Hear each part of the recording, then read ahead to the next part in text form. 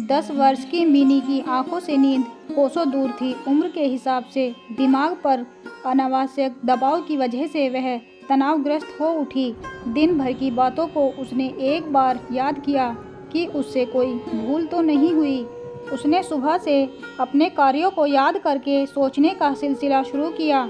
सुबह उठते ही पीठ पर पुस्तकों का बोझ लादकर वह स्कूल गई। स्कूल पहुंचने तक पीठ में दर्द होने लगा। सप्ताह भर पहले ही तो उसे बुखार आया था। अब 2 दिनों से वह स्वस्थ है। कुछ कमजोरी तो कुछ नींद ना पूरी होने के कारण नींद से पलकें झुकने लगी। शिक्षिका ने उसे झिड़की देकर क्लास से बाहर निकाल दिया। कड़ाके की ठंड पड़ रही थी। उस शीत लहरी में बरामदे में वह ठंड से कांपने लगी। स्कर्ट पहनने की वजह से पैर एकदम ठंडे हो गए। मैम, ठंड लग रही है, अंदर आ जाऊं? बहुत ही संकोच व विनम्रता से उसने पूछा। नहीं, बहुत ही रुखाई से शिक्षिका ने जवाब दिया।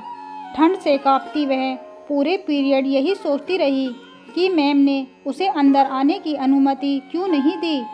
घर में मम्मी पापा का खौफ तो स्कूल में शिक्षिका का। शाम में वह ट्यूशन जाती है। आते ही उसे मम्मी फिर पढ़ने बैठा देती है। इतने सारे होमवर्क को पूरा करने पर भी मम्मी पापा हर वक्त पढ़ो पढ़ो कहते रहते हैं। आखिर कितना पढ़े वह? पार्क में बच्चों को खेलते देखकर उसका मन भी मचल उठता। उसे बेहद दुख होता कि इतना पढ़ने पर भी मम्मी पापा की डांट अथवा मार खानी पड़ती है। उसका बचपन तो बहुत कम उम्र में ही पीछे छूट गया। जब वह 3 वर्ष की थी, नई ड्रेस, सुंदर टिफिन बॉक्स को देखकर वह बहुत खुश थी। मम्मी पापा देर से दफ्तर से आते, इसीलिए खाने पीने में देर होती। देर रात तक मम्मी पापा टीवी देखते तो बार बार उनकी नींद टूट जाती। सुबह गहरी नींद में थी कि मम्मी ने उठा दिया। आंखें बंद किए ही उसने ब्रश किया। स्कूल में शिक्षिका सिखाती, मछली है जल की रानी, जीवन है उसका पानी। उसे अच्छा लगता यह सब। बहुत से बच्चे स्कूल के पास आते ही रोना शुरू कर देते। कुछ बच्चों की मम्मी प्यार से समझाकर उन्हें गेट के अंदर भेजती तो कुछ बच्चे डांट खाकर स्कूल के अंदर प्रवेश करते। घर आने पर भी वह हमेशा गाती, मछली है जल की रानी। अचानक उसकी नींद उजड़ गई। वर्षों बाद आज फिर वह मछली है जल की रानी धीरे धीरे गुनगुनाने लगी। उसे लगा वह एक मछली है जिसके चारों तरफ किताबों, शिक्षिका, ट्यूशन तथा मम्मी पापा हैं जो उसे कह रहे हो पढ़ो पढ़ो। वह हड़बड़ाकर उठ बैठी। अंधेरे में चारों तरफ देखा तो डर और भी बढ़ गया। भय और प्यास से उसका कंठ सूख गया। उसके दिमाग की नसें फटने लगी। मम्मी कहती हैं खूब पढ़ो और डॉक्टर बनो, तो पापा कहते हैं इंजीनियर बनो। कोई उसे नहीं कहता ट्यूशन से आकर या होमवर्क करके थक गई हो, थोड़ा पार्क में खेल आओ। श्रेया, प्रिया सभी तो शाम को खेलती हैं। अंधेरे में वह देखने का प्रयास करने लगी। तभी उसे याद आया कि कल सुबह ही बुआ आ रही हैं। बुआ की याद आते ही उसके पूरे जिस्म में भय की एक लहर सी दौड़ गई। बुआ तो टीचर हैं, अब उसकी खैर नहीं। वह तो उसे हर वक्त पढ़ाती रहेंगी और फिर ठंड में बाहर निकाल देंगी। वह हाथ जोड़कर ईश्वर से प्रार्थना करने लगी, हे भगवान, बुआ ना आए। सुबह बुआ के आते ही घर में हलचल सी मच गई। वह दूर खड़ी चुपचाप बुआ को देखती रही। मन में इच्छा हो रही थी कि जाकर उन्हें प्रणाम करे, पर भय से पांव कांप रहे थे। तभी बुआ ने कहा, अरे मिनी, दूर क्यों खड़ी है? मिनी ने आकर उन्हें प्रणाम किया तो बुआ ने उसे सीने से लगा लिया। बुआ उसके लिए ढेर सारे उपहार लेकर आई थी। दिन भर मिनी यही सोचती रही कि बुआ उसे अब पढ़ने को कहेगी, लेकिन बुआ तो बहुत अच्छी अच्छी बातें बता रही हैं। हर वक्त वह मिनी की प्रशंसा करती। मिनी की मम्मी बुआ से शिकायत करने को तत्पर बैठी थी। उन्होंने शिकायत का पिटारा खोल ही दिया। पढ़ने लिखने में इसका मन लगता ही नहीं है, ना पढ़ने के बहाने तलाशती है। पार्क में खेलते बच्चों को देखती रहती है, हर वक्त खोई खोई सी रहती है।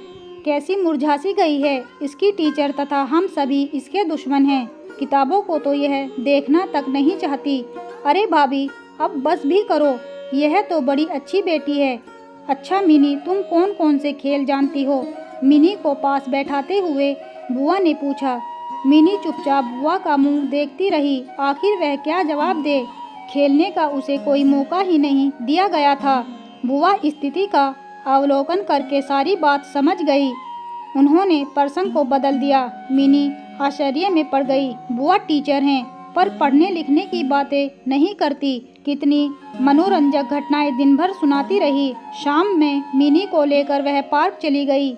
बच्चों के बीच उसे खेलने को छोड़ दिया और वही घास पर बैठ गई।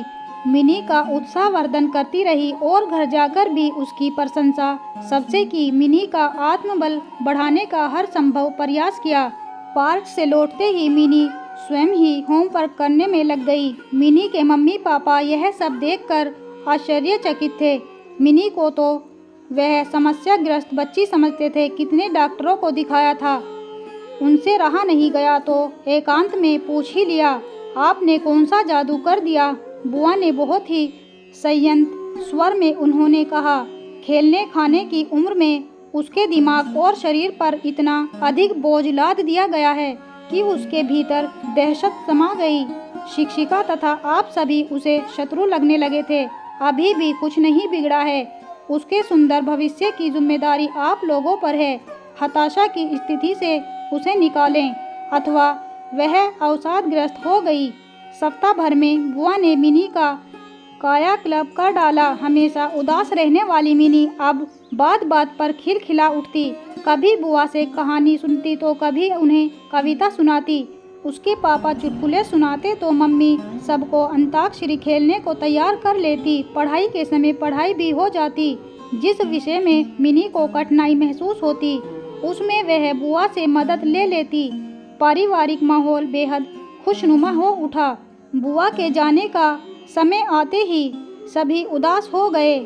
मिनी के मम्मी पापा बुआ के प्रति बेहद कृतज्ञ थे, जो मिनी बुआ को न आने की प्रार्थना ईश्वर से कभी कर रही थी। उसी ने बुआ के सीने से लगकर कहा, बुआ फिर आना। दोस्तों, आशा करती हूँ आज की ये कहानी आपको ज़रूर पसंद आई होगी। अगर पसंद आए तो प्लीज़ हमारे चैनल को लाइक, शेयर एंड सब्सक्राइब करना ना भूलें। मिलते हैं नेक्स्ट वीडियो में, तब तक के लिए बाय बाय।